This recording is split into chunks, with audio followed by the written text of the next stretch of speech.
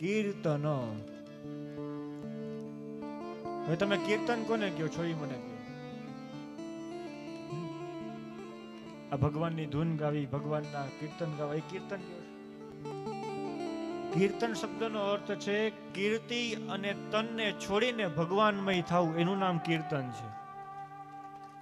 હા, તમે ભલે ભગવાનની ધૂન ગાતા હોય પણ તમને તમારી કીર્તિ વાલી હોય. કોઈક ન બોલાય તો કે અમને કેમ ન બોલાવ્યા હોય ને, અમને કેમ ન બોલાવ્યા.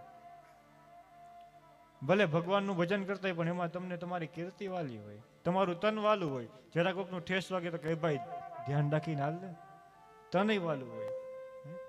એટલે ભાગવત શીખવાડે છે કે તમારી કીર્તિ અને તમારું તન આ બે ભગવાનમય બનાવી અને તમે જે ભજન કરો ને એ તમને તાત્કાલિક પુણ્ય આપનાર બને છે. એ આ ભાગવત